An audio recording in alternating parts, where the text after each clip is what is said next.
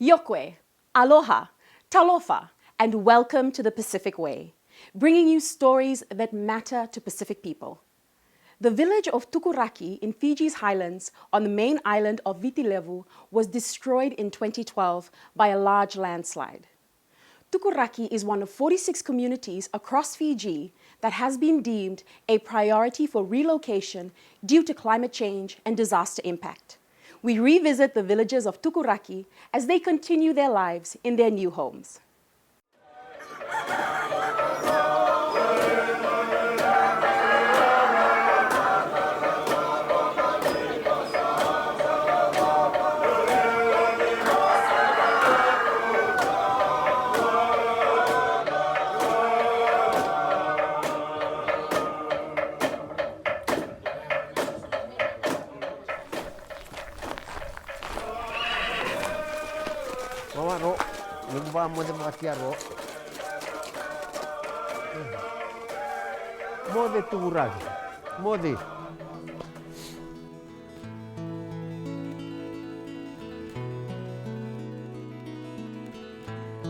Located on the western region of Fiji's main island Viti Levu, Tukuraki village was the first non-coastal village to be successfully relocated due to events linked to climatic anomalies.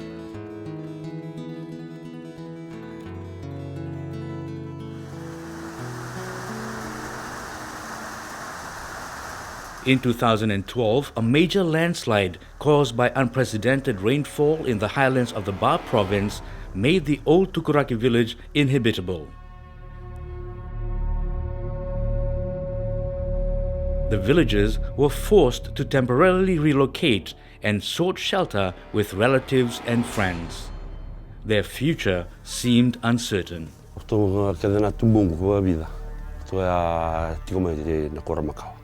Kami avana baki rono ndolu tini karua ona ke memisa tuwe waki kinal leni koro leni matangali waseng ni bang butar wasaranga meke memna mai sota tal ndona ngona kimsa tuwe waki sa leni matangali todok satu na bebano ngalala so sa rabai to kana bi kortale so sanga bang ndona baka sama mena ndona ngona meke memna sota ratali.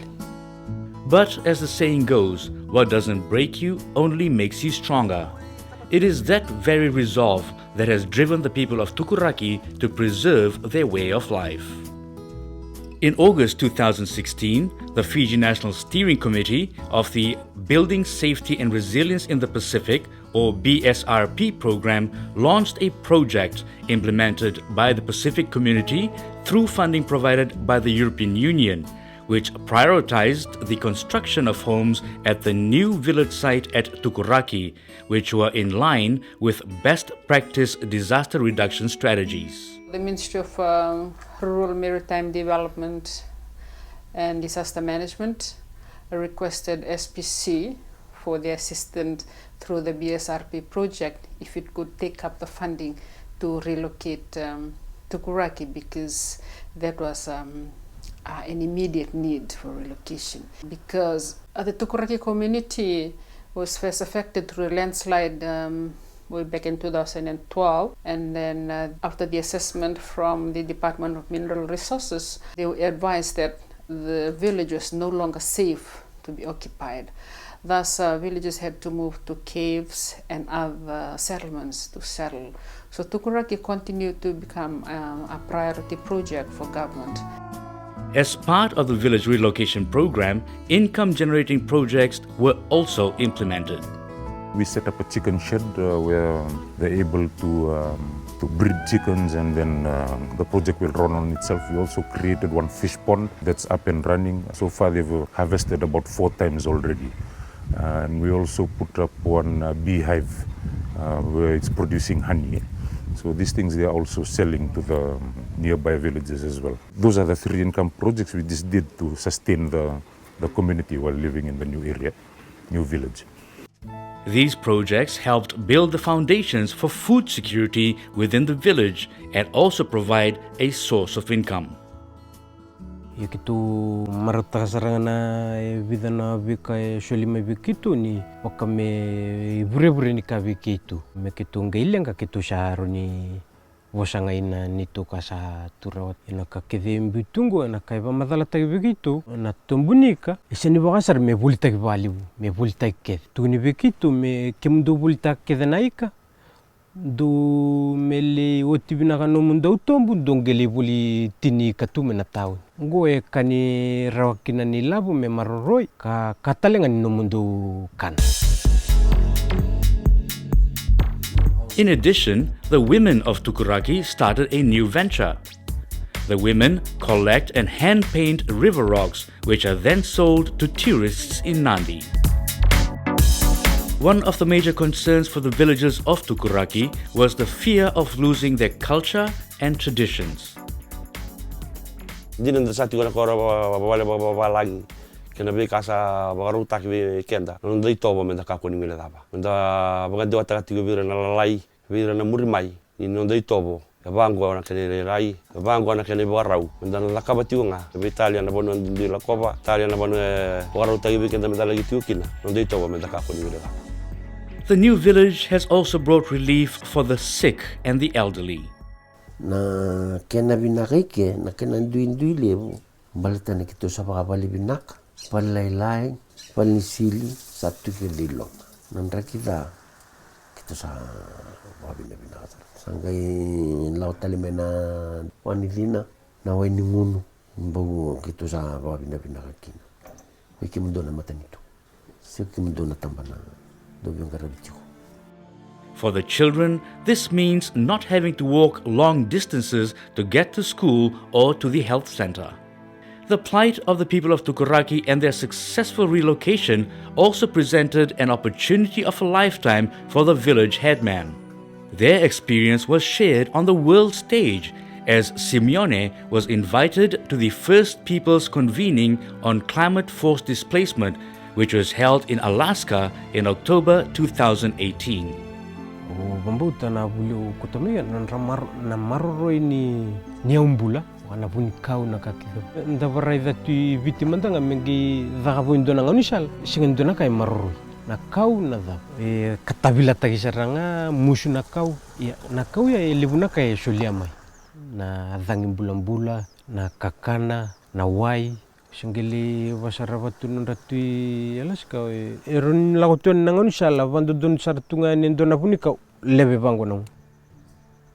The Tukuraki relocation project is now considered a major success in terms of climate change-related relocation. The lessons learned stand as an example for future relocation projects. Overseas countries, even the European Union, it undertook the project as one of its key success stories around globally in terms of climate change. The Turangani Koro invited to this one workshop in Alaska to share the experience of the relocation, and continuously school children, visitors, non-government organizations, charitable organizations, they continue to come. They're still coming to Tukuraki now to actually see the project and its success.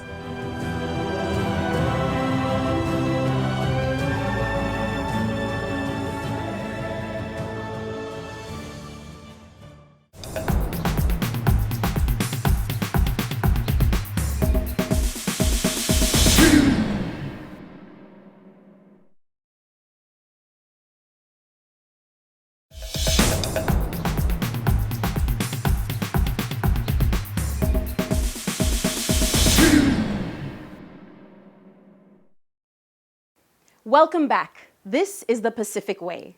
Each year, the 16 Days of Activism begins on November 25th, which has been declared an International Day Against Violence Against Women.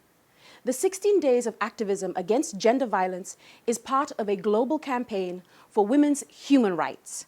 We take a look at how the use of drama is helping raise awareness on violence against women and girls in the Solomon Islands. Man, laut tu masih ah? Waduh tok lo biola. Makan mo mana? Mama, minum ako fikir mau pala. Actions speak louder than words. That is the underlying theme which has inspired an innovative approach to combat violence against women and girls in the Solomon Islands. In 2012, Pacific Island leaders declared that violence against women is unacceptably high in the region and vowed to take a holistic approach to better protect women and girls from all forms of domestic violence. Since then, the Pacific community, through its Regional Rights Resource Team, or RRT, has been working with member countries to address the issue through legislative reform and the implementation of these laws, and strengthen the capacity of service providers to ensure that women, who are the majority survivors of domestic violence, are able to access justice. In the Solomon Islands, RRT is supporting the Ministry of Women, Youth, Children and Family Affairs and the Ministry of Justice and Legal Affairs to implement the Family Protection Act of 2014. This has been possible due to funding of an Access to Justice program by the United Nations Trust Fund to End Violence Against Women and Girls and the Australian Government's Department of Foreign Affairs and Trade. For the ministry, we are very happy that this project was able to kick off because it was essential and I guess critical to ensure access to justice, especially for victims and survivors at the rural area, and not only the rural area, but the remote. Women and girls in the remote areas, because the project looks at trainings for authorized justices and community facilitators, and there are people right down on the ground. So we are very happy that the project had started. Under the Access to Justice program, community facilitators across Guadalcanal and Malaita have been recruited and trained by RRT. I think one of the most important role I have is to make sure the people in my community that are victims or that are not victims get the understanding of what domestic violence is through my awareness to them. These community facilitators are the first point of contact for a survivor seeking assistance. Part of their role is also to raise awareness.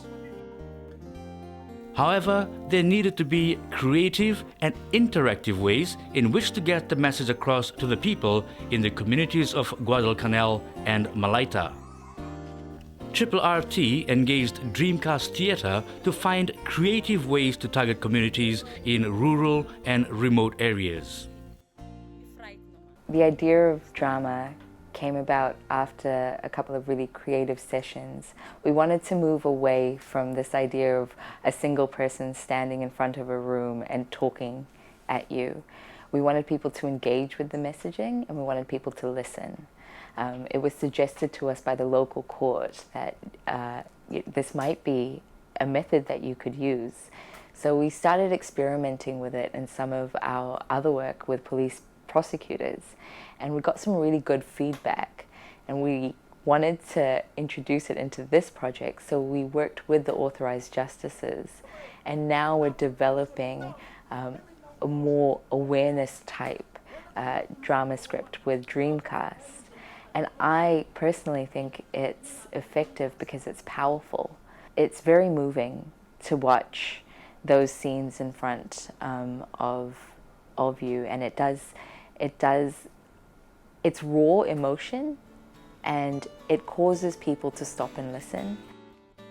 The crew of Dreamcast bring with them their own personal struggles and emotional experiences, having seen and witnessed the effects of domestic violence.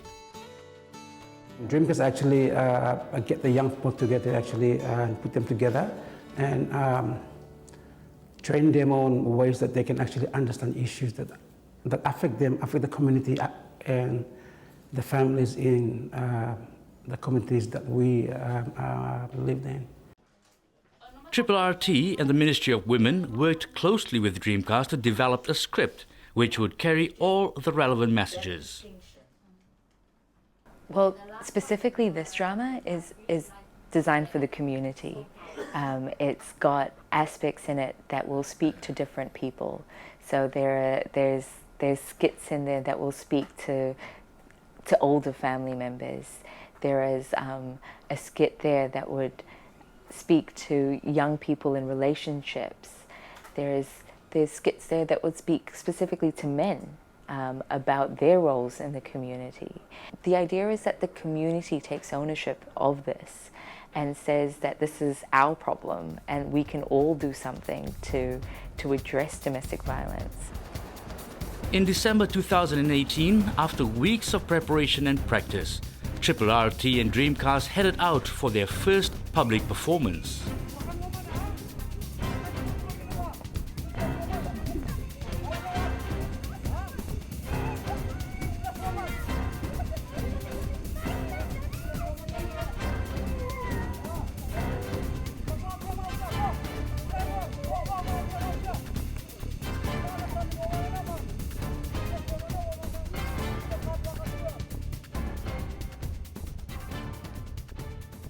You know, drama, you see it, you know, and I think instantly people can relate to. It's very different, as I said, from reading or, you know, someone telling.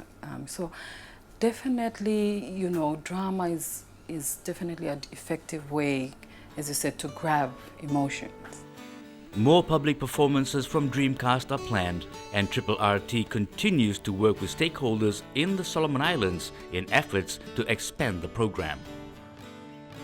I think the long-term plan is, our hope is that, you know, women and girls in rural areas where they're mostly affected by domestic violence and they don't have access to a formal court system, that those people have access to protection. That's our long-term goal. Raising awareness through drama while ensuring women and girls who are survivors of domestic violence have access to justice, irrespective of their geographical location.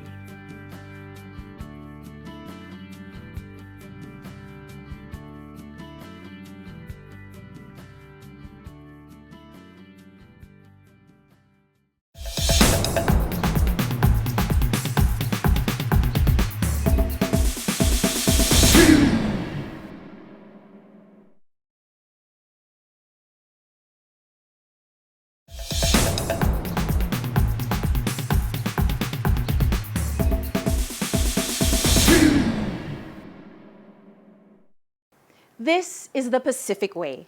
I hope you enjoyed our stories tonight, and you can look forward to more exciting stories next week.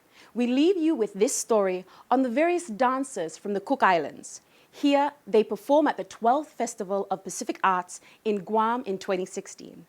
Don't forget to check out all our latest news and videos on the Pacific Community YouTube channel and the Pacific Way Facebook page. Until next week, mo demanda, ale!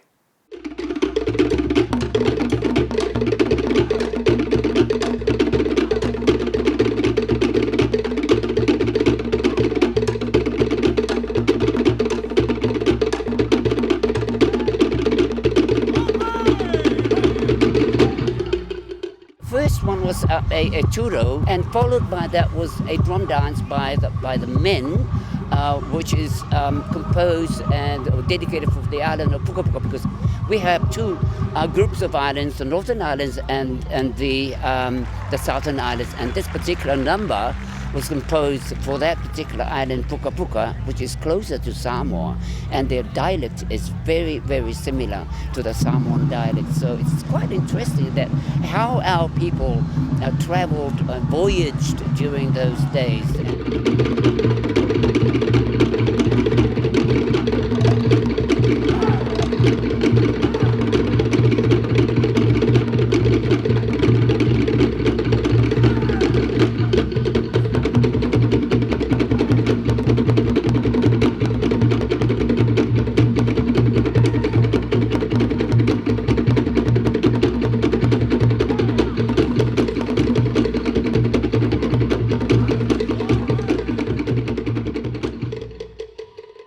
And the other drum dance was the combined drum dance of the men and the ladies called Rangiatea, and it's really composed for one of the smallest villages back home, and it's called Matavera, but its traditional name is Rangiatea, so that number is being composed for that particular village. It's a very small population in that village, and the dance and the actions that have been composed is dedicated to that particular village.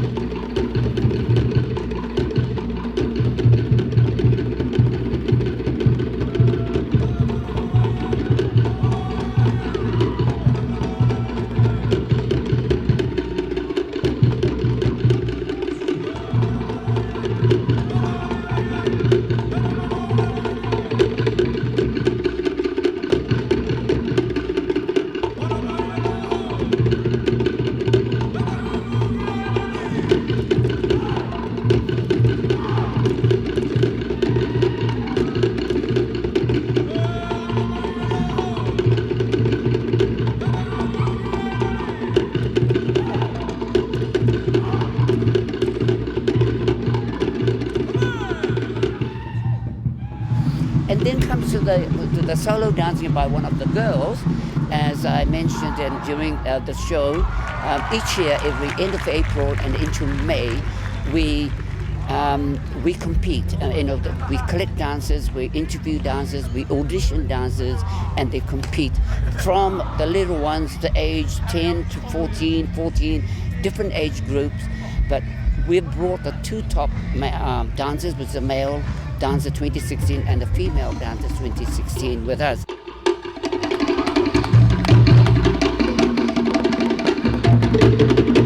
Ladies and gentlemen, Johnny Mona is our male top dancer 2016.